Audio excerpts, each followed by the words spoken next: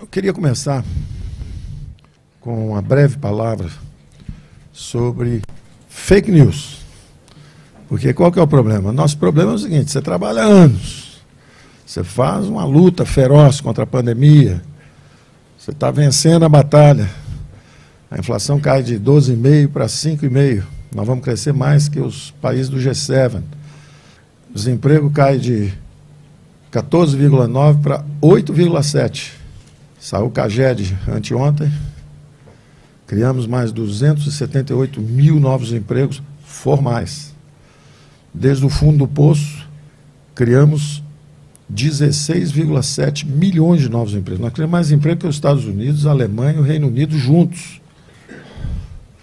8,8 milhões de empregos informais e 7,9 milhões de empregos, foram 8,8 de informais e 7,9 de formais.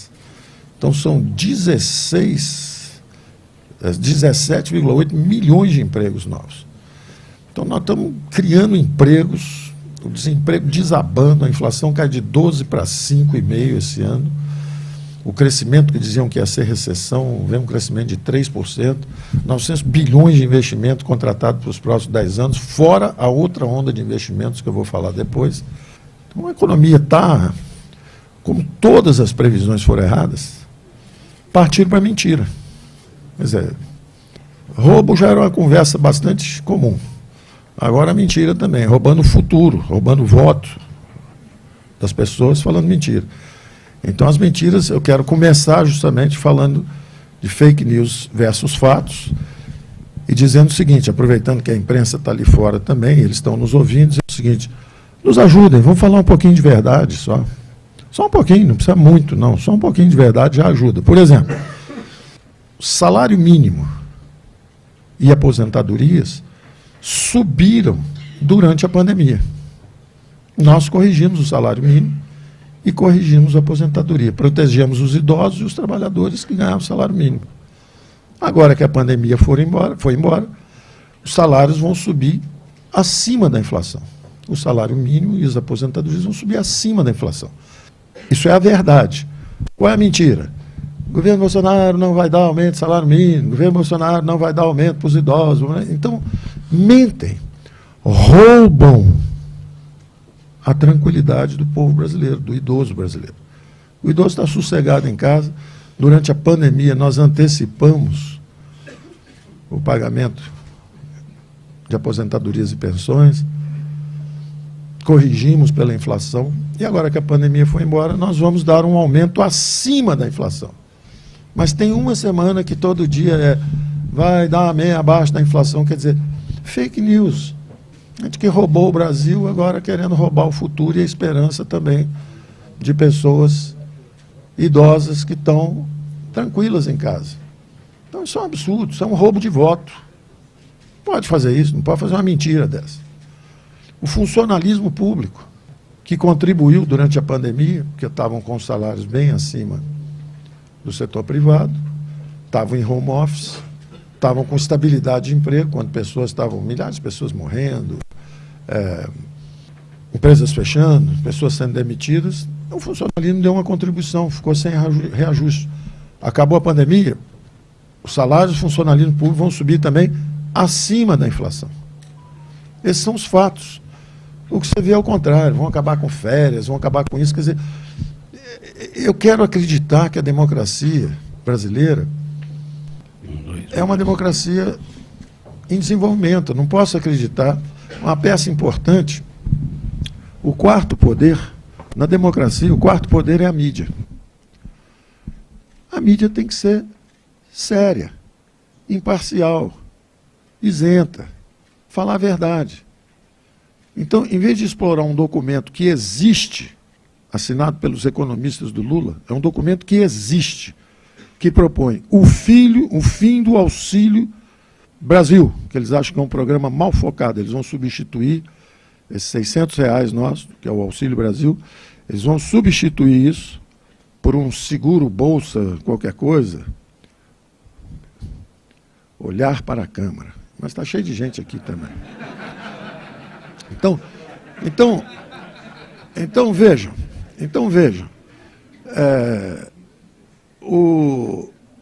tem um documento escrito por economistas do candidato da oposição, e esse documento diz o seguinte: vamos substituir o Auxílio Brasil. Esse programa não está bem focalizado, ele vai acabar, nós vamos trocar. Por que então a mídia não fala isso? Não vai perguntar para os economistas do Lula: vocês vão acabar com o Auxílio Brasil? Eu lanço esse desafio para a mídia. Vai lá e pergunta para os economistas do Lula se eles vão acabar o Auxílio Brasil. Porque está escrito assim: vamos substituir o programa Auxílio Brasil por uma Bolsa Seguro Família, mais um outro Renda Básica Cidadã. Tem um negócio lá. Manda eles explicarem como é que eles vão acabar com o Fundo Brasil. R$600, 3 vezes mais forte do que os programas anteriores, os programas sociais anteriores. Então, a primeira pergunta que eu faria. Segunda pergunta que eu faria. Estão dizendo também que querem cobrar contribuições previdenciárias compulsórias sobre o trabalhador informal. Quer dizer, já existem os encargos trabalhistas. 40 milhões de brasileiros que estão na carteira de trabalho, carteira assinada, pagam os encargos trabalhistas. E justamente tem outros 40 milhões, que são os informais, que nós descobrimos durante a pandemia, 38 milhões de invisíveis, que justamente estão desempregados porque o setor privado não consegue criar esses empregos para absorver todo mundo com aqueles encargos trabalhistas altos que existem. Então, eles estão lutando pela sobrevivência deles na informalidade. Foi a nossa primeira preocupação na pandemia, foi cuidar deles. Digitalizamos 68 milhões de brasileiros, saímos correndo atrás, falando: cadê esse pessoal que de manhã vende garrafinha de água num sinal e tem que levar comida à noite para casa? Como é que eles vão sobreviver? Vai ter o distanciamento social? Foi assim que nós criamos o auxílio emergencial. Então, esse pessoal está lutando pela própria sobrevivência. Agora, você imagina, está no documento dos economistas do Lula, Bernardo Api, Pércio Arida, etc. Está lá no documento assim: o pessoal precisa contribuir para a Previdência. Nós vamos cobrar deles uma contribuição para a Previdência.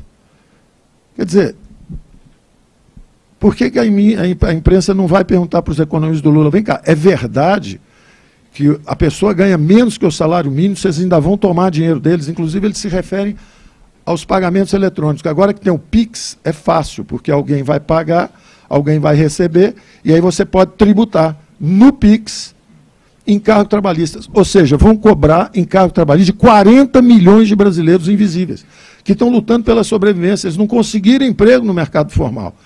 Fugiram para a informalidade para escapar. Agora você vai persegui-los através do Pix e cobrar deles. Por que a imprensa não pergunta para os economistas do Lula se eles vão mesmo botar um imposto? Porque está escrito que eles vão cobrar dos informais e dos microempreendedores individuais. Eles vão cobrar dos informais, trabalhadores autônomos, microempreendedores individuais. Agora que a gente tem um sistema de pagamento eletrônico, que é o Pix, a gente consegue cobrar deles os encargos sociais e trabalhistas. Pergunta isso para os economistas do Lula.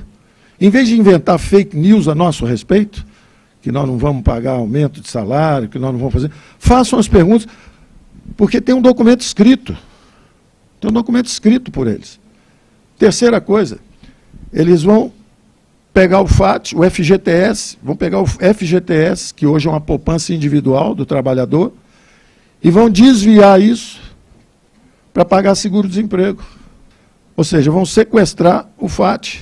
Pergunta isso para os economistas lá do Lula, se é isso que eles vão fazer. Aí quando perguntam para eles: por que você não fala quem vai ser o seu ministro e tal? Tira voto, porque a gente quer fazer umas coisas aí. Então eu estou dizendo já as coisas, pergunta lá. Está escrito no documento, está no documento deles.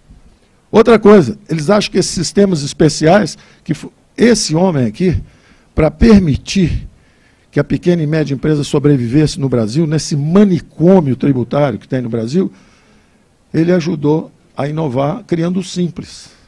Sabe o que eles dizem nesse documento também, dos economistas do Lula? Temos que acabar com esses regimes tributários especiais, nós vamos acabar com o Simples. Tem que mudar o Simples. Por que a mídia não vai lá e conversa com eles? Por que fica inventando notícias a respeito do nosso programa que todo mundo já conhece? Todo mundo já conhece o nosso programa. Todo mundo sabe o nosso programa. Aí eles ficam inventando fake news sobre o nosso programa, em vez de analisar o programa que já está num documento, Contribuições para uma Política Democrática e Progressista. Progressista, acabar com o simples? Progressista, acabar com o lucro presumido? Progressista, cobrar de 40 milhões de informais? Progressista, substituir o Auxílio Brasil, que não é um programa bem focalizado. Ora, é um programa de renda básica, familiar. Está muito bem focalizado. É o programa do Milton Friedman, da Universidade de Chicago, lá atrás. Só que, em vez de ser individual, é por família. Então, são 20 milhões de famílias, são quase 60 milhões de brasileiros recebendo dinheiro na mão, na veia, certinho.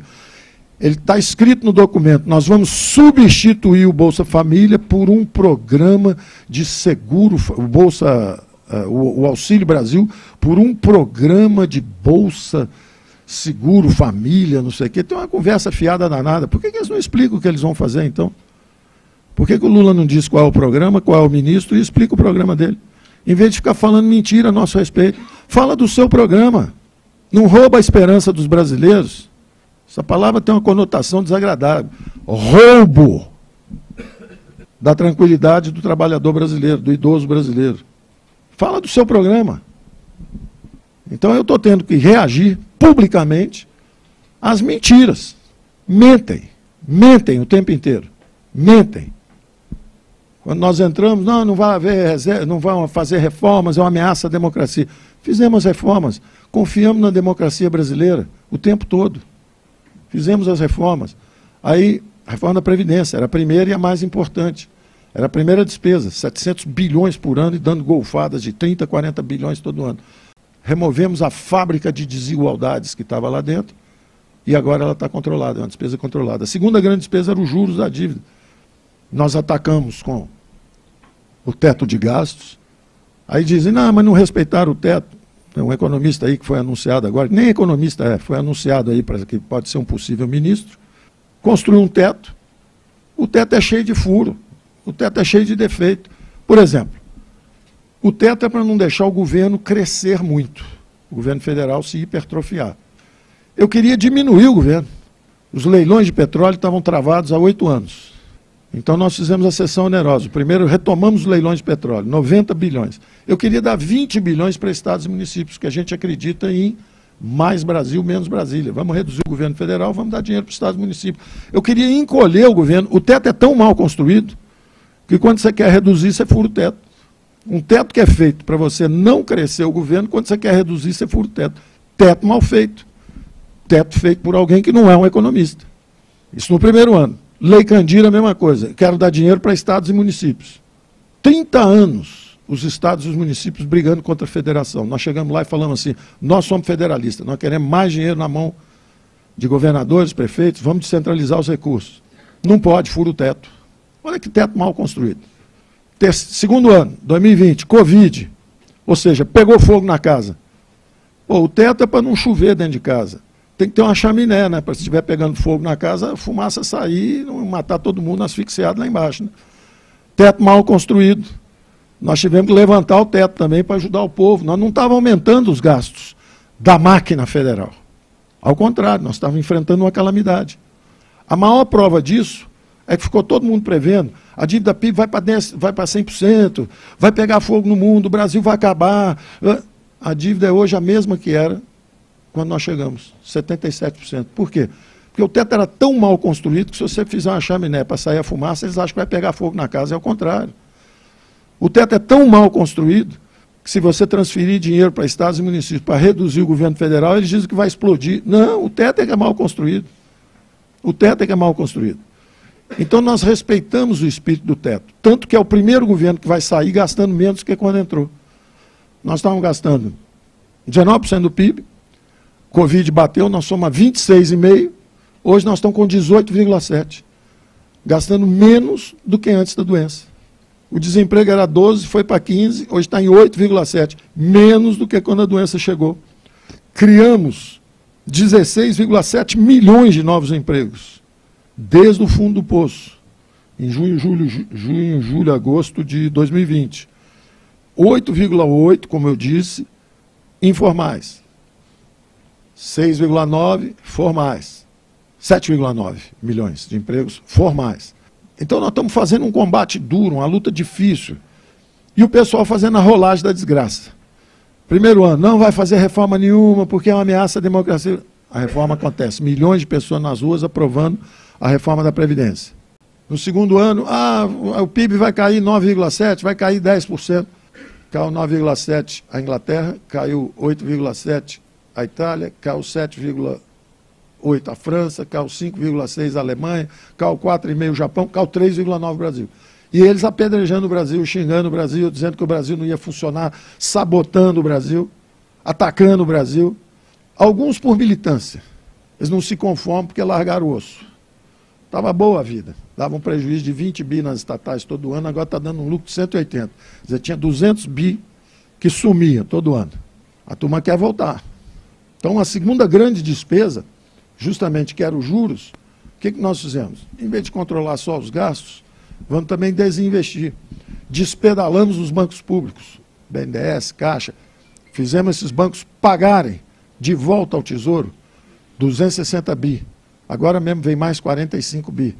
O BNDES essa semana devolve a gente mais 45. Estamos despedalando os bancos públicos. Apesar disso, subiu 48% o crédito em geral para pequena e média empresa. Nós universalizamos o acesso ao crédito. Fizemos programas de crédito especiais para cada setor. Setor elétrico, a garantia ao recebível. Setor de aviação, fizemos como Warren Buffett fez nos Estados Unidos quando comprou a Goldman. Se o avião voar de novo, eu sou sócio, é um debênture conversível em ações. Se o avião ficar no chão, eu pego o avião se você não conseguir me pagar, é uma garantia. Não podemos perder dinheiro com os campeões nacionais, com grandes empresas. Vamos perder dinheiro com as pequenas empresas. Quando eu falei isso, justamente dizendo que o Brasil só pode perder dinheiro se estiver defendendo os mais frágeis, os mentirosos vazam que é o contrário. Olha aqui o ministro Paulo Guedes dizendo que vai perder dinheiro com as pequenas empresas, não quer dar dinheiro. Eu estava dizendo justamente, vamos dar o dinheiro para os pequenos. Não vamos perder dinheiro com os grandes nós vamos cercar. Indústria automotiva, a mesma coisa. Quero carta de garantia da matriz. Eu não posso dar que minha matriz está em dificuldade. Então, ótimo, já não pego o empréstimo, porque eu já sei que sua matriz está em dificuldade, você também não vai pagar. Então, nós fizemos tudo direitinho, cuidamos dos recursos públicos, protegemos a população, protegemos 11 milhões de empregos, tem CPF de cada um deles. O restaurante ia mandar alguém embora, faz o seguinte, vem para o benefício emergencial. 2 horas antes do almoço, produz a quentinha aqui, vende na vizinhança, 2 horas antes do jantar, entrega também em casa, mas mantém o emprego, reduz a jornada de trabalho pela metade. Em vez de 8 horas, já que ninguém está vindo ao restaurante, por distanciamento social, cozinha para a vizinhança, aqui perto, e mantém a jornada, reduz de 8 horas para 4 horas. E nós pagamos a outra metade do salário. Resultado, 11 milhões de CPF. São 106 milhões de brasileiros do último censo, em população em idade de trabalho. 46 tinham carteira de trabalho, 13 eram funcionários públicos, sobravam 33 do setor privado. Pois bem, 1/3, 11 milhões, foram empregos preservados pelo nosso programa. Então, preservamos empregos, salvamos vida, vacinamos a população inteira, controlamos gastos, estamos gastando menos do que gastávamos. Somos uma geração que pagou pela guerra. Vocês podem bater no peito e dizer, olha, nós pagamos pela guerra, não jogamos conta para filho e neto no futuro. Está tudo pago. Se você ficou doente, vende a casa de campo, vende um sítio, paga a doença e vão embora, em vez de ficar jogando a conta para o futuro. Foi o que nós fizemos.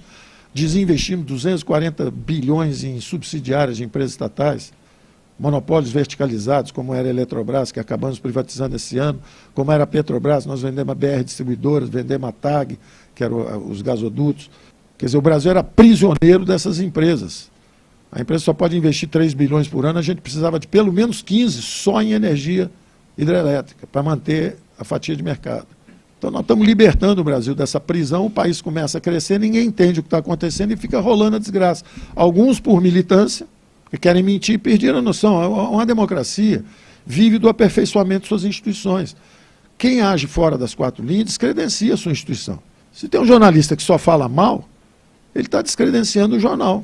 Se tem um congressista que ameaça bater num juiz supremo, ele está descredenciando o Congresso. O Congresso tem que ir lá intervir, senão o cara sai da outra casinha também. Acaba um juiz do Supremo, que é para interpretar a Constituição, saindo para prender um deputado. Aí o deputado dá um tiro na polícia, quer dizer, começa a subir a barulheira toda. Por quê? Tem gente jogando fora das 4 linhas. Cada um tem que fazer o seu papel. E cada um fazer o melhor possível. A imprensa é distribuir a informação correta. Não é ficar inventando fake news todo dia para derrubar um candidato, em vez de fazer as perguntas para o outro, porque os economistas do outro candidato estão lá com um papel dizendo que vão tributar os informais, uma contribuição previdenciária compulsória, e vão aproveitar as transações exatamente no Pix para poder já tributar ali, na transação eletrônica. Ao mesmo tempo dizem que vão acabar com o regime especial do Pix, do Simples. Ao mesmo tempo dizem que vão substituir o Auxílio Brasil por outro programa. Qual é o programa? Explica para a população qual é o programa. Quer dizer que não vai pagar os R$600? Porque eles ficam falando que a gente não vai pagar, nós vamos pagar. A nossa proposta já está lá, foi aprovada na Câmara. Tributar lucros e dividendos e pagar, com lucros e dividendos você tinha quase 70 bilhões, você paga os 52 bilhões que custam esse Auxílio Brasil, uma renda básica familiar, para sempre. Já está lá, já foi aprovada na Câmara, falta o Senado aprovar. Então, nós temos trabalhado com muita responsabilidade, com muita seriedade, com muita determinação. E é triste quando você vê que tem gente fora das quatro linhas, quando você vê que tem gente cometendo parcialidades. Eu sempre falei, eu não quero acreditar que a democracia brasileira é uma democracia Saci Pererê, só pode presidente de esquerda, só pula com a perninha esquerda. Tem o Saci Pererê, é só na perninha esquerda que sabe. Os conservadores, os liberais têm direito à representação popular. Aliás, o que aconteceu com o Congresso? Em 2018, o Bolsonaro era um fenômeno isolado. O Congresso era 70% centro-esquerda. Os conservadores eram 30%. Em 2020, ficou meio a meio, 50% a 50%. Os partidos de esquerda perderam. O PT perdeu 1.500 prefeituras, o PMDB perdeu mais de 700 prefeituras, o PSDB perdeu mais de 200 prefeituras, aliás, o partido parece que acabou.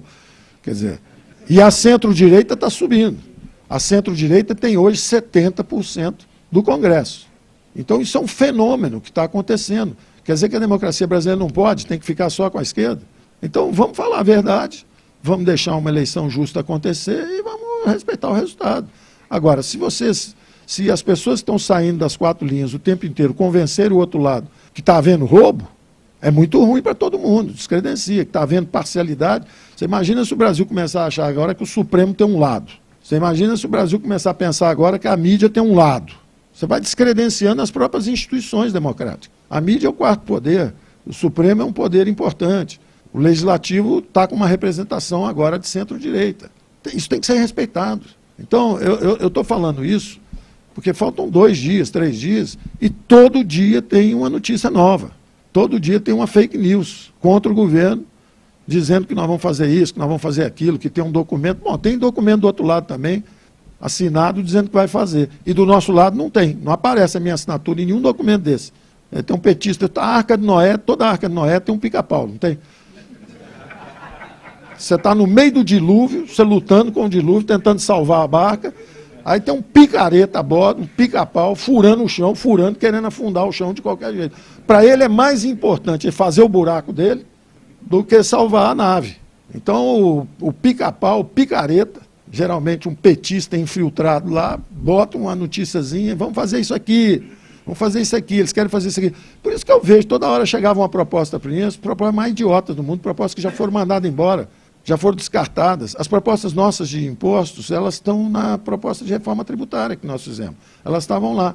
Aí, de repente, chega um cara e empurra um papelzinho assim, olha, que tal, o que vocês acham disso aqui? Não. É isso aqui, não. Algumas nem chegaram a mim. Tem notícia aí que está circulando, nunca chegou para mim. E eles falam, não, é um documento. Documento de quem? Um cara sentou lá e escreveu um documento. Esse outro documento que eu estou pedindo para vocês investigarem tem as assinaturas dos economistas todos, falando, olha, o Simples não funciona, o auxílio não é bem focado, o Auxílio Brasil não é bem focado, ou seja, o Auxílio Brasil devia terminar, ser substituído, a expressão é assim, vai ser substituído. Explica o que vocês vão fazer com o Auxílio Brasil, então. Explica isso para a população. Esse está assinado, tem nome, tudo direitinho, não é fake news, não é contrabando de informação é fluxos, como é que é o nome que usaram?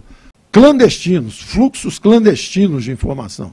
Quer dizer, tem um assessor lá que redige um negócio qualquer, chama um jornalista, passa o negócio para o jornalista, passa a ser documento do Ministério da Economia. Espera aí, rapaz. É documento, tem todo um protocolo. Para ser um documento, a gente assina, manda para o Palácio, manda para o Congresso. Não é assim, o cara escreveu um negócio. Tem estudo de tudo. Por que não vazaram os outros estudos? Por exemplo, tem um estudo que é para acabar com roubalheira na área de petróleo. O sistema de partilha, por exemplo, foi uma criação de petroleiras francesas com ditaduras corruptas na África. E a ideia era justamente todo ano poder extrair alguma coisa, porque todo ano você tem que conseguir a aprovação do governo para a sua sociedade, para ver se a partilha está boa. Tem uma partilha, tem um petróleo aí excedente, eu quero ver se está direitinho. Se não tiver, eu multo você, etc. Ou seja, uma oportunidade para todo ano ter um acerto de contas. Pois bem, nós temos um estudo, que devia ter vazado, que nós queremos vender 380 bilhões desses contratos e distribuir para os mais pobres, para fazer um fundo de erradicação de pobreza. Por que esse estudo não vaza? Esse estudo tem a minha assinatura e a minha vontade de seguir em frente. Esse não vaza. Agora, um estudo de um assessor lá, que é para tirar a isenção de imposto da classe média, esse vaza. Pois se nós estamos reduzindo imposto, como é que eu vou aumentar imposto sobre classe média? O nosso programa econômico é um programa de criar o fortalecimento da classe média.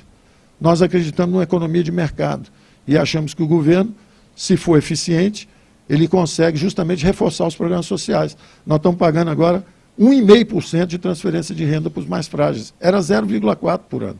A bolsa de 180, 190 em média, agora é 600. O Brasil ganhou o prêmio de o melhor governo digital das Américas, na frente dos Estados Unidos, na frente do Canadá.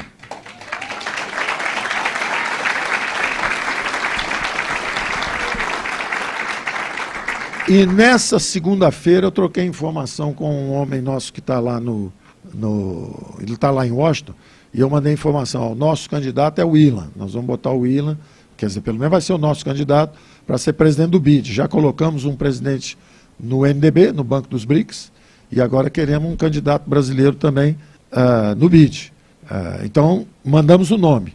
E recebi de prêmio o seguinte: ministro, não comenta ainda não, mas parece que no ranking do Banco Mundial nós saímos do 7º lugar, porque o Brasil era o melhor governo digital das Américas e o 7º melhor do mundo. Então ele disse, não comenta ainda não, porque precisa confirmar, são estudos preliminares. Mas nós saímos do 7º lugar, nós somos o 2º melhor governo digital do mundo.